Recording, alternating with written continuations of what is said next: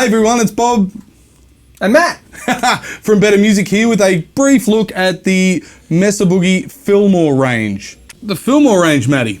Look, I love it. When I first heard that Boogie were bringing out an amp called the Fillmore, straight away I thought of the Allman Brothers. Yeah, straight up, Allman Brothers and the Mothers. You know, the Fillmore is like that classic American. You know, just gutsy. Coast to coast too. There was one on the east and one on the west, right? That's right. Yep. So the idea is that this is that all-encompassing, all-American kind of sound. That's kind of what they're going for. Yeah, and I think they nailed it. It's kind of like an evolution of some of their prior amplifiers, actually, especially in the way they've got the switching system set up there in the center. It's like the transatlantic, and easily as versatile and more refined. Yep. You know. So we've got just for those of you playing at home, we've got the Fillmore 50 combo and the Fillmore 25. So the Fillmore 50 is a 6L6 driven 2-channel clone channel, they say, clone channel amplifier. So the channels are exactly the same, and you can change, that clean. You can actually change the voicing to how you like. So you can have a clean and a crunch sound, or a crunch and a sort of a wild sound. However you want to configure it, you can. You've got 2 identical channels to deal with. It's the same on the 25. However, it's a 6V6 driven 25 watt as opposed to the 6L6 50 watt, but extremely versatile amplifiers. As we've alluded to, they you can do everything from nice sort of clean, almost jazzy sort of stuff, or country sort of stuff.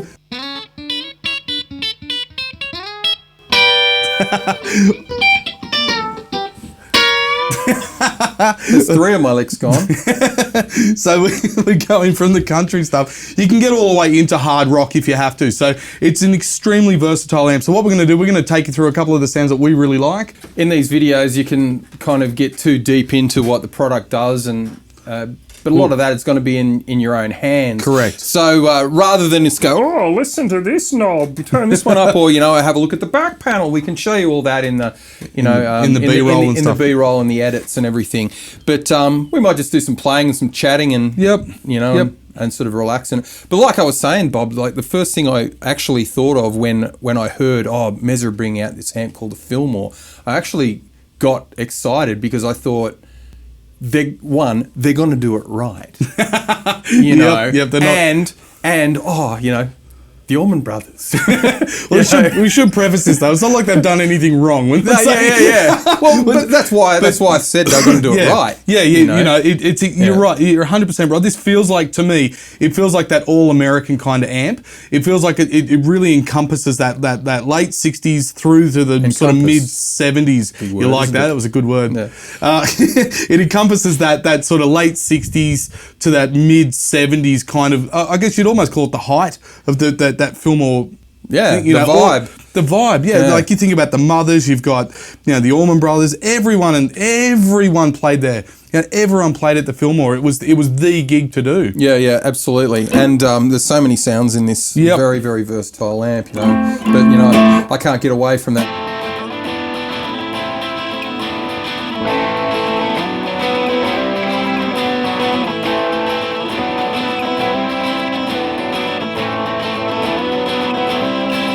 I've been run down, Lord, and I've been lied to, and I don't know why I let that mean woman make me out a fool. She took all my money and wrecked my new car, and now she's with one of my good timing buddies, drinking in some crosstown bar. Sometimes I feel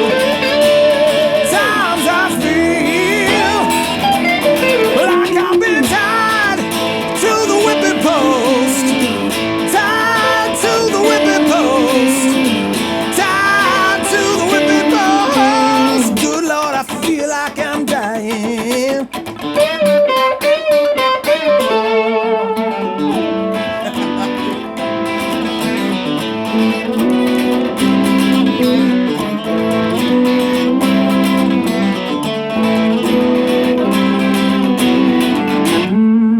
My friends tell me You're pitching well today, brother.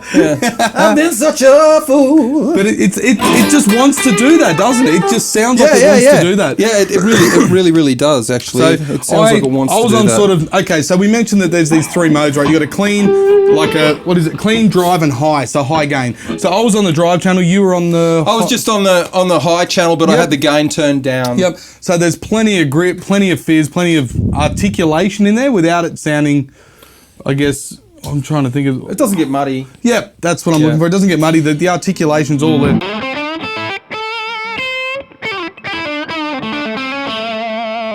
It's just got that real nice sort of...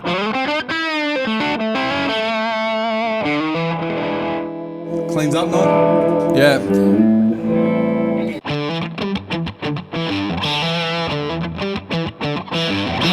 This is the high gain on the 50. On the 50. And you can tell it's got a little bit more cojones, you know, a little bit more going on. That just comes down to horsepower. But that being said, the 25 more than holds its own. Oh yeah, sure.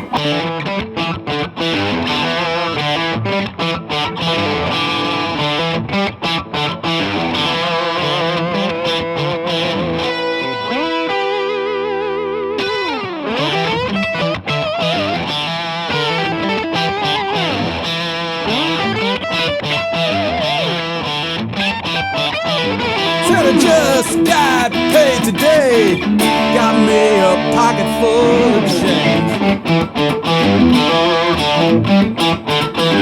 Said I just got paid today, got me a pocket full of change. So believe I'm working hard all day, just step in my shoes and take my pay.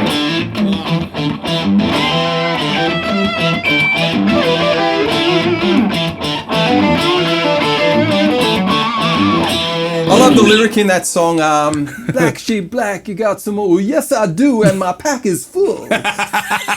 Yes, the Reverend Willie G, everybody.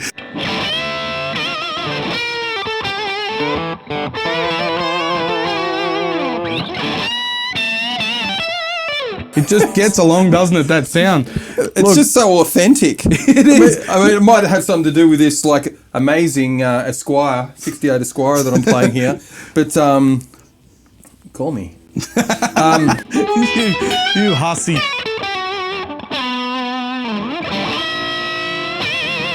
It just sounds so authentic. Yep, I think that's what's got everybody with this amp. Like anyone that plays it feels the same sort of thing. There's this. I hate to use the word because it sounds a little bit cheesy, but there's this kind of primal thing with it. There's no bells and whistles. There's no it can do 100 things. There's no. Well, it kind of can, but it does it in a simple way that anybody can understand. Yeah. It's not confusing to look at. Yep. You know, it's got a couple of switches on there, which once you've switched them, you'll go, oh yeah, it does that. And but the rest of it is pretty straightforward, but incredibly like touch responsive to what you're doing with the guitar, and the EQ, like on all Mesas, is really, really active. So you can find those spots. To get it just so, which is great, you know. Yeah. The other thing I mentioned, it does have a long tank spring reverb. Oh yeah. Which is it's cavernous, this reverb. Like I think I have mine on about what would be the equivalent of about 1, and it is so deep. Like it resonant, it's got everything.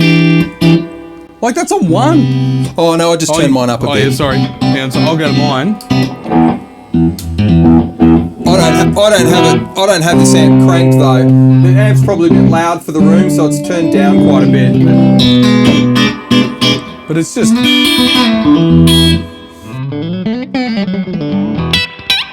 Yeah.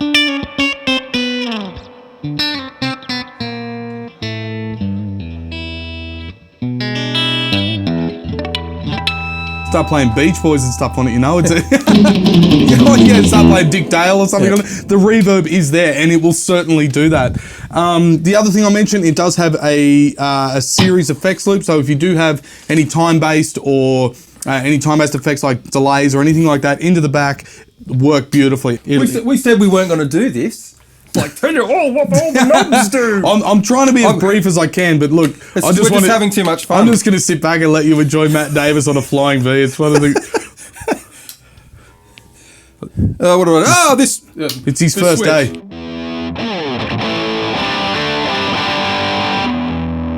You know, I mean, crikey.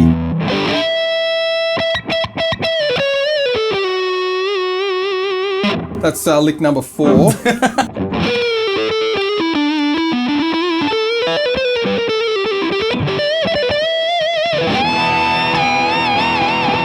know, seriously, I mean, that in a studio, you want to get some bitchin' rock leads happening, you know, with your Les Paul or whatever, you know. It's yeah. Do anything. There's gain for days. Like, that's the other thing.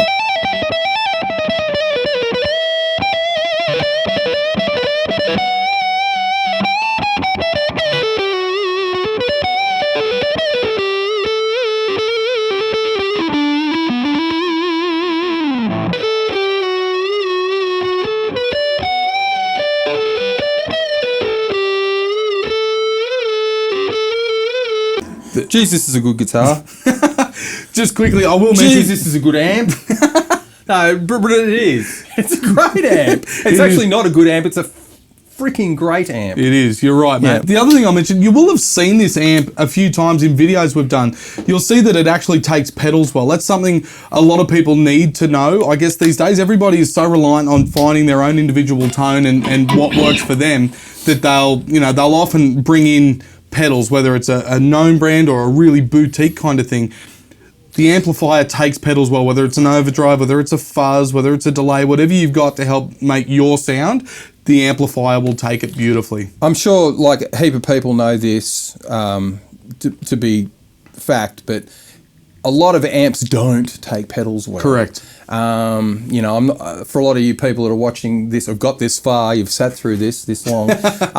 Yeah, you already know that some amps just don't like to play with pedals, and we've all gone. Well, I mean, I've been doing this a very long time, and I've seen a lot of amps and a lot of pedals and a lot of guitars and everything, and there is something to be said for pairing of products together, 100%, to make that the sum of, you know, the parts.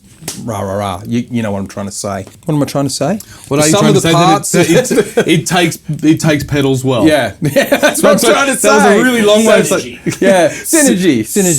There's got to be that synergy, so you get the end result. Yeah. But these amps do take pedals very well. I mean, I've got a couple of classic amps at home, some classic amps at home that don't. Yep. You know, and I've had to really search the right pedal to make them go together. Yep. To make them hold hands. But with this, it's like, it is actually really simple. Yep. I've tried, I don't know, about 4 or 5 different overdrives and distortions into the front of it, and nothing sucked. You know? You don't get that, oh, it's not work. The flubbiness, or the preamps clashing, or, you know. Yeah, that's really what it is, the preamps clashing. When they clash, it turns into a mess. And some people can make it work, but it's a very, very small percentage of people that can. Yeah. You know, that being said, the amplifiers take pedals really, really well. I've tried so much through it. The Friedman overdrives, I've tried Boss overdrives, I've tried Wampler, we've tried everything that we have access to in stores gone through one of these amps at some stage. And it eats them up. It just eats them up.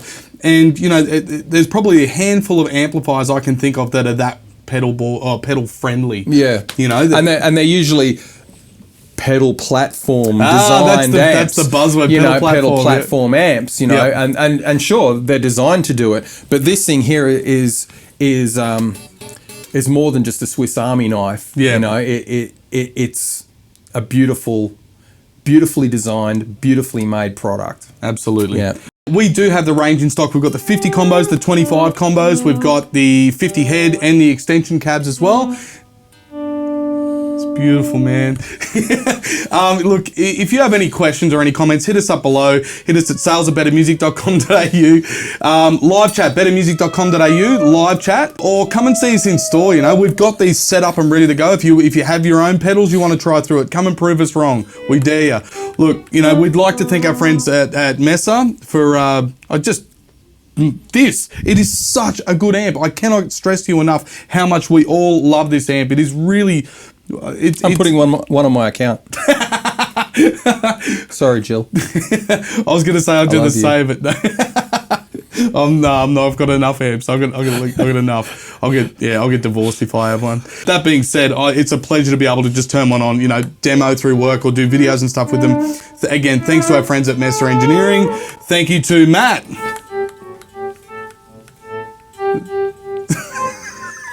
You turkey. All right, and thanks for tuning in. I'm crying whale. There's one thing I've got to mention. There's one thing I have to mention though. If you get onto our YouTube channel, like and subscribe, hit the little hit the notification bell, and you will receive a notification when we upload new content that may be relevant to you. Thanks for tuning in. Which you'll be really excited about. I am. All right. Thanks, Matt. Thanks, Bob. You little darling. Little darling. Thanks for tuning in. Rock on.